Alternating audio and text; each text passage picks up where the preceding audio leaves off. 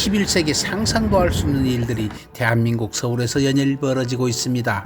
1980, 90년대 시위대를 폭력으로 동원해서 체포하던 경찰 사복 체포조인 백골단을 자처한 극우 성향의 청년들, 이들이 하얀 헬멧을 쓰고 민의의 전당 국회 소통관에서 기자회견을 열었습니다. 김민전 국민의힘 의원 주선으로 탄상에 오른 이들은 자신들을 반공청년단이라 소개했고 예하 조직으로 백골단이란 자경단을 운영하겠다고 밝혔습니다. 백골단이 누구입니까?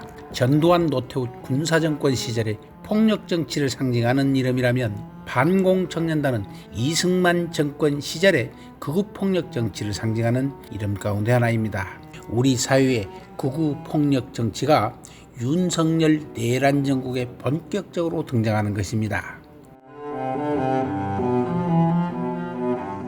세월호 참사가 있었던 2014년 그해 9월 28일 서북청년단 재건준비위원회라는 단체가 광화문에서 세월호 참사 추모를 상징하는 노란 리본을 제거했다는 소식을 접했습니다. 서북청년단은 우리나라 현대사에서 악명 높은 잊혀진 이름입니다. 서북청년회가 공식 명칭이지만 대중들은 이들을 서북청년단이라고 불렀습니다. 서북청년회는 해방공간에서 좌익 세력 등을 대상으로 암살과 테러를 자행했고, 특히 제주 4.3 항쟁과 여순사건 토벌군으로 참여해 수많은 민간인을 학살하는 범죄를 저질렀습니다. 이들은 2014년 11월 28일 서울중구 을지로 3가 서울청소년수련관에서 회원 50여 명이 모여서 재건총회를 열고 서북청년단의 부활을 알렸습니다. 당시 수련관에서 내부 규정 이유로 행사를 불허했지만 직원들에게 막말과 멱살잡이까지 벌이면서 총회를 강행했습니다. 이들은 이날 과거 서북청년회 중앙집행위원 출신의 손진, 당시 95세를 회장으로 선출했으며 해방공간에서 악명을 떨친 서북청년단과 자신들의 연관을 공공연하게 드러내었습니다.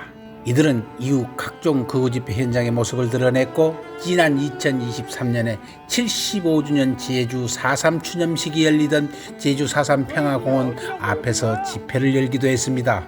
서북청년회 가족을 잃은 유족들이 절규하듯이 항의했지만 이들은 아랑곳하지 않았습니다. 서북청년회는 영락교회 청년회가 중심이 되어서 만들어진 조직입니다. 한국기독교총연합회 초대 회장을 지내는 등 한국 개신교의 상징과도 같은 인물인 한경직 목사가 1945년 세운 교회가 영락교회입니다. 신의주를 중심으로 한 평안도는 중국과 접경지역으로서 문물의 통로였습니다. 성서를 번역하는 일에 참여하면서 세례를 받고 또 성서를 판매하면서 전도를 하고 평안도와 항해도 지역에는 개신교가 가장 빨리 자리 잡았습니다. 해방전의 기독교인의 70%가 이북 지역으로 평양은 동양의 예루살렘이라고 할 정도였습니다. 서북 지역은 이승훈, 안창호 등으로 대별되는 민족운동의 지도자들이 세웠던 오산학교, 장로교가 세운 숭실학교, 평양신학교 등 민족주의를 중심으로 한 기독청년운동이 활발했습니다. 양말공장 등 초창기 자본주의 자본가들도 개신교도들의 줄이었으며 지식인들이었고, 경제활동이 활발한 이 지역의 주류들은 일제와 결탁이 불가피했습니다. 해방이 되자 우리나라의 공통된 두 가지 큰 과제인 친일파 척결과 토지 분배, 소련군과 공산당이 자리 잡으면서 당시 화두였던 친일파 척결과 토지 개혁을 남한과는 달리 강력한 드라이브로 해결하는데, 여기에서 해당되는 지주 엘리트 계급과 개신교 지도자들이 어느 날 갑자기 탄압을 받습니다. 경제적, 정치적 기득권을 잃고 피할 곳은 오로지 남한이어서 남하를 하게 됩니다. 이에 한경직 목사는 북한 신우지 지역에서 활동하다가 공산당의 기독교 탄압으로 남으로 내려옵니다. 일본이 남긴 종교 적산인 서울시 영락동 소재 천리교 경성교구본부 경성분소터를 미 군정으로부터 불화받아서 북한에서 월남한 피난민 중심의 교회인 메다니 전도교회, 나중에 영락교회를 설립하게 됩니다. 당시 영락교회엔 황해도, 평안, 남북도 땅과 터전을 뺏긴 이북 사람들이 대거 집결했고, 이북 출신의 반공주의 개신교 청년들은 영락교회 청년회를 통해서 서북청년회를 조직합니다. 그때 공산당이 많아서 지방도 혼란하지 않을까시요. 그때 서북청년회라고 우리 영락교회 청년들의 중심이 되어 조직을 했시요. 그 청년들이 제주도 반란 사건을 평정하기도 하고 그랬시요. 그러니까니 우리 영락교회 청년들이 미움도 많이 사게 됐지요.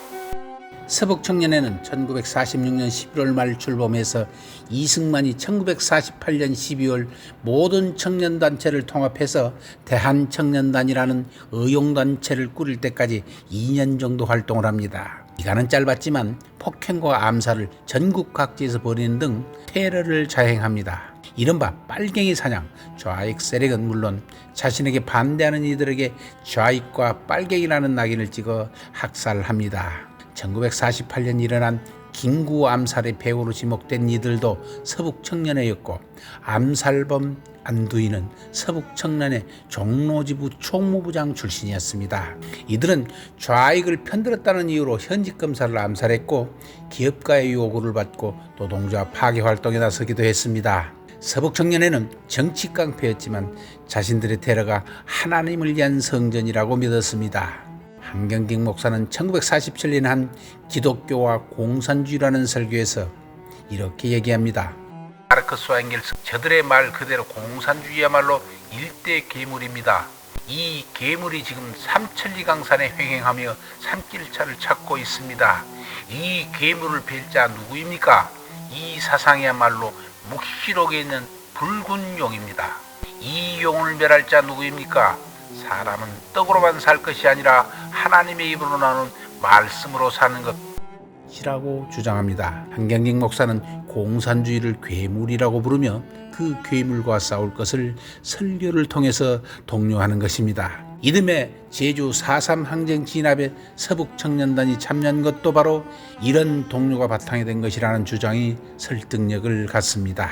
공산주의라는 괴물과 싸우겠다는 서북청년단은 제주에서 끔찍한 학살을 자행합니다. 지난 2003년 제주 4.3 진상보고서에 따르면 서북청년회는 4.3 사건 발발 전부터 도민들과 갈등을 빚어 사건 발생의 한 원인으로까지 지목받아 왔는데, 이승만과 미군은 강경역전을 앞두고 서북청년회를 아예 군대와 경찰에 편입시켜줍니다. 이는 사태를 더욱 악화시키고 대량 주민 희생을 초래하는 결과를 빚게 됩니다.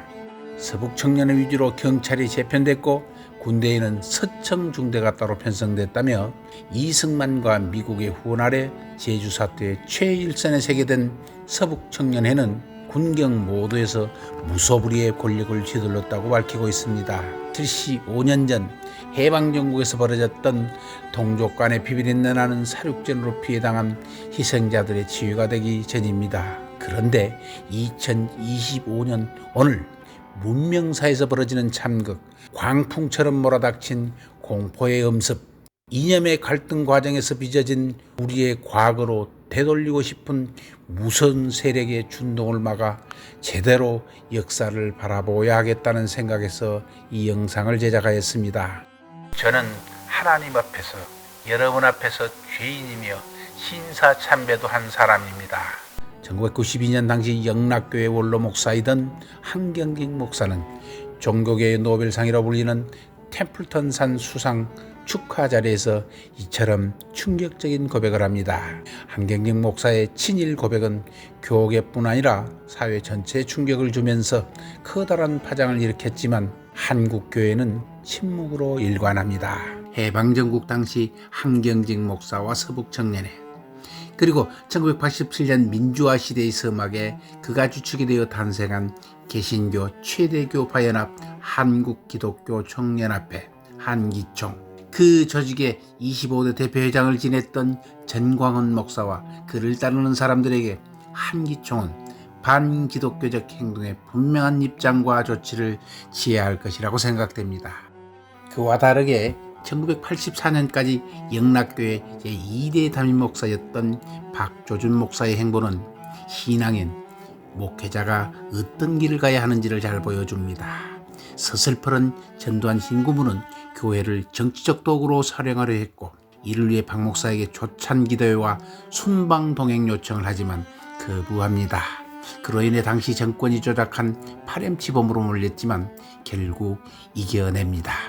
교단 정치와 거리를 두면서 강직한 목회가는 오늘날 큰 교훈을 던져주고 있습니다. 반공주의와 친미주의를 극복하지 못하고 한국 민족의 주체성과 자주성을 내팽개친 채 민주주의를 근본적으로 뿌리 뽑는 논리와 가짜뉴스로 선동하고 있는 몇몇 종교인과 그들에게 정치적 미래를 걸고 있는 정치인들은 반성하고 지금이라도 사죄해야 하지 않을까요? 이 편에 계속됩니다.